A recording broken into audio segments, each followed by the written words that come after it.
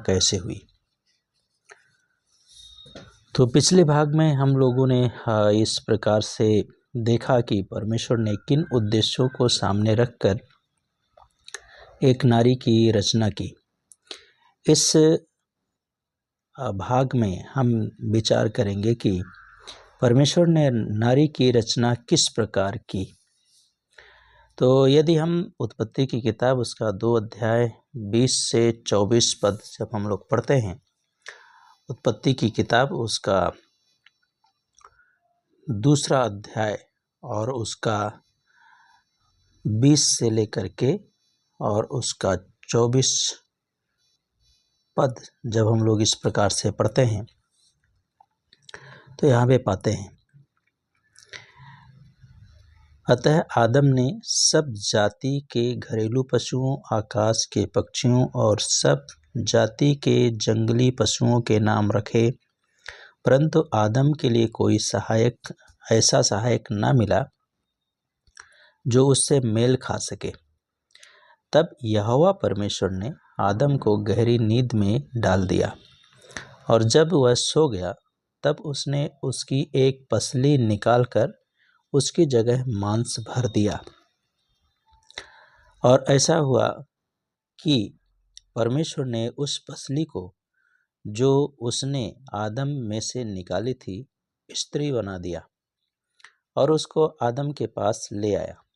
तब आदम ने कहा, यह मेरी हड्डियों में की हड्डी और मेरे मांस में का मांस है, इसलिए इसका नाम नारी होगा, क्योंकि यह नर में से निकाली गई है। इस कारण पुरुष अपने माता पिता को छोड़कर अपनी पत्नी से मिला रहेगा और वे एक ही तन बने रहेंगे। ये पवित्र शास्त्र बाइबल में हम लोग इस बात को पढ़ते हैं।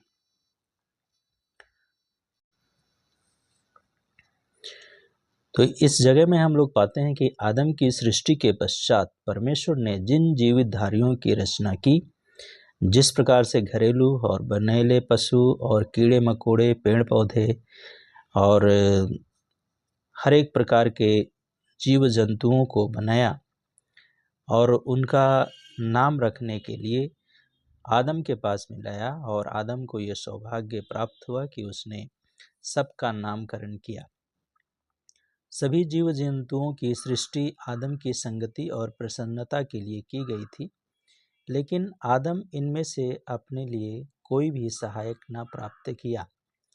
लेकिन उत्पत्ति की किताब 2 अध्याय 20 पद में इस प्रकार से लिखा हुआ, परंतु आदम के लिए कोई सहायक ना मिला। सब कुछ परमेश्वर ने बनाया लेकिन उससे मेल नहीं खाया, और जब मेल नहीं खाया तो आदम ने उसको अपने पास में नहीं रखा, सबका नाम तो रख दिया।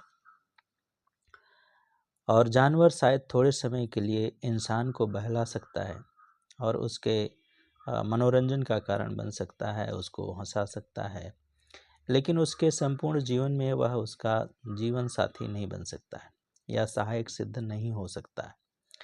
लेकिन आज का समय में हम लोग देखते हैं कि कई एक लोग अधिकतर परिवारों से जानवरों से प्रेम करते हैं, और क्यों नहीं रख सकता है मनुष्य जानवरों को अपने साथ, क्योंकि वह अपने मन के भावों को शब्दों में प्रकट करने में असमर्थ है। इसी स्थिति में आदम कैसे किसी जीवित प्राणी को या जीवधारी प्राणी को अपना जीवन साथी के रूप में ग्रहण करता। आदम तो अपनी समानता और अपनी ही तरह सृजी गई रचना की आवश्यकता थी उसको, तो इसलिए परमेश्वर ने उसके लिए स्त्री की रचना की। परमेश्वर ने इस समस्या का समाधान आदम को गहरी नींद में सुलाकर किया, और यदि परमेश्वर चाहता तो आदम की भांति नारी को भी मिट्टी के पुतले से रच सकता था, लेकिन परमेश्वर की योजना में नारी की एक ऐसी तस्वीर थी जो बहुत ही विशेष और अद्भुत थी, और जिसका वर्णन नहीं किया जा सकता है। इस प्रकार से परमेश्वर ने आदम की पसली और उसकी हड्डी में से एक हड्डी को निकाली और परमेश्वर ने एक स्त्री की रचना की। तो प्रिय बहनों, हमारी पसली की हड्डियां हमारे शरीर में स्थित कोमल अंगों जैसे फेफड़ों और हृदय को सुरक्षित रखती है। उसी प्रकार से हमारे शरीर को एक सुडौल रूप प्रदान करती है। जब भी कोई आघात हमारे शरीर को लगता है तो हमारा हृदय और फेफड़े उन पसलियों के पिंजड़े में सुरक्षित रहते हैं। और ऐसे महत्वपूर्ण स्थान की हड्डी से परमेश्वर ने नारी की रचना की। आदम को गहरी निद्रा में डालने के बाद में और होने के कारण नहीं जानता था कि परमेश्वर उसके लिए किस अनुपम सहायक की रचना बना कर रहा है और किस प्रकार का सृष्टि आदम के लिए कर रहा है। इसलिए आज के समय में कितनी ऐसी महिलाएं हैं जो एक परिवार में या अपने पति के जीवन में अपने महत्व को नहीं समझती। कितने ऐसे नाजुक क्षण आते हैं जब एक स्त्री को अपने परिवार में एक रक्षक बनकर परिवार को टूटने से बचाना चाहिए। जैसे पसली की हड्डियां हमारे शरीर में काम करती हैं, साथ ही एक परिवार की सुंदरता उस परिवार की स्त्री से प्रकट होती है।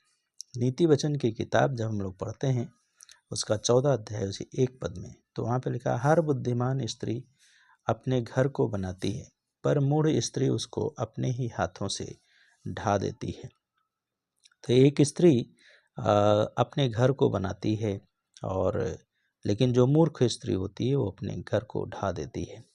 आप कौन सी स्त्रियों में से हैं? मूर्ख स्त्रियों में से हैं या बुद्धिमान स्त्री में से हैं? परमेश्वर ने स्त्री को पुरुष के समान ही आदर और महिमा दिया है। वे दोनों परमेश्वर की दृष्टि में समान हैं। लेकिन आज हम जिस समाज में रहते हैं पुरुष की प्रधानता को देखते हैं जो पत्नी को कभी अपने बराबर का दर्जा नहीं देता है। जबकि परमेश्वर ने किसी भी क्षेत्र में आज के समय में परमेश्वर ने स्त्रियों को पुरुषों से पीछे नहीं रखा है तो या कम नहीं बनाया है। तो प्रिय बहनों, क्या ये तो संसार की तस्वीर है, लेकिन जिस घर को यहोवा बनाता है उसमें परमेश्वर की सुंदरता प्रकट होती है।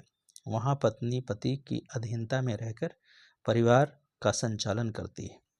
जो बहुत से पुरुष जो पत्नी का आदर सम्मान नहीं करते और उसे बेकार समझते हैं, तुच्छ समझते हैं, वह परमेश्वर का अपमान करता है और परमेश्वर के अपमान करने के कारण उस स्त्री को, उस महिला को दुख पहुंचाते हैं। पहला पत्रस 3 अध्याय उसका 7 पद में लिखा है, हे पतियों, तुम भी बुद्धिमानी से पत्नियों के साथ जीवन निर्वाह करो और स्त्री को निर्बल पात्र जानकर उसका आदर करो, यह समझकर कि हम दोनों जीवन के वरदान के वारिस हैं, जिससे तुम्हारी प्रार्थनाएं रुक न जाएं। ये हम लोग पहला पत्रस की किताब उसका 3 अध्याय उसका 7 पद में इस प्रकार से पढ़ते हैं, जो पुरुष स्त्री का आदर नहीं करते वे आज भी गहरी निद्रा में सो रहे हैं और परमेश्वर की जो अनोखी सृष्टि है के बनाए जाने के उद्देश्य से अनजान है। आदम भी गहरी निद्रा के कारण नहीं जानता था कि परमेश्वर उसके लिए किस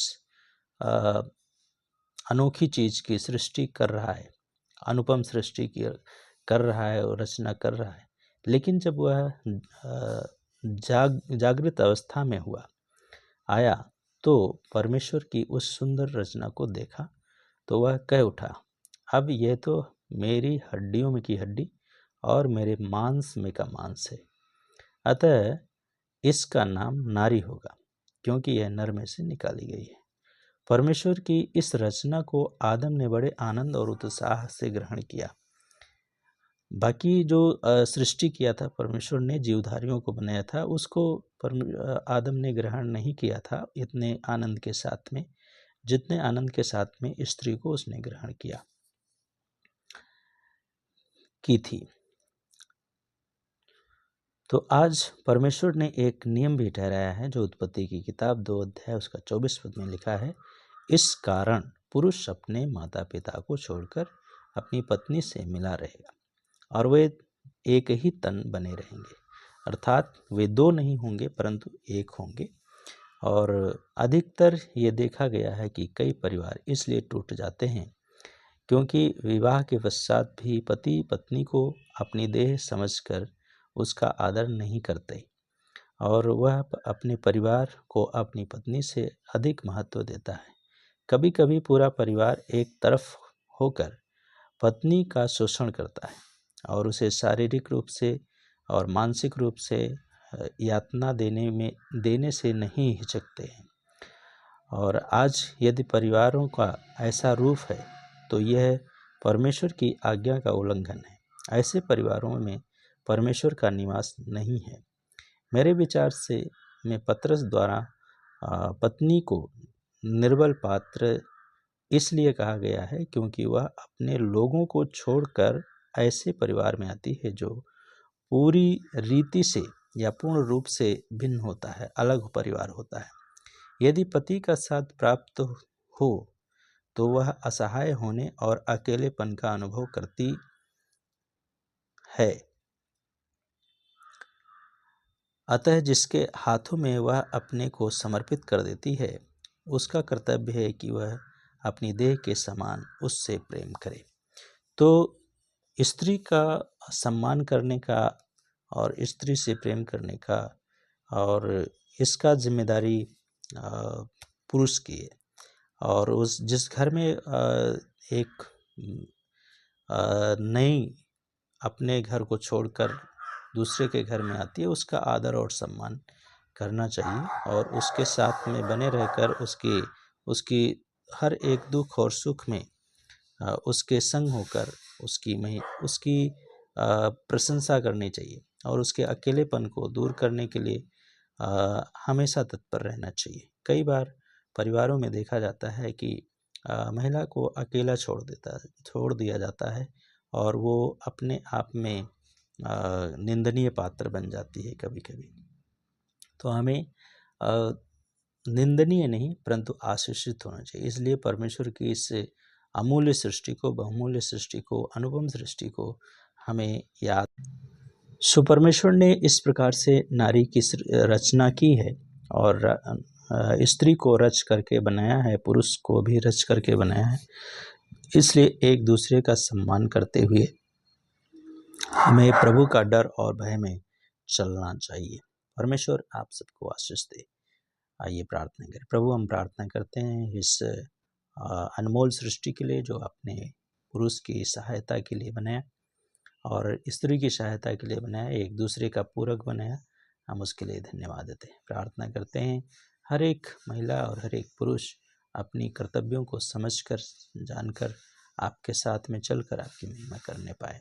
धन्यवाद के साथ हम उनके जीवनों को आपके हाथ में देते हैं। प्रार्थना को यीशु के नाम से मांगते हैं, आमीन।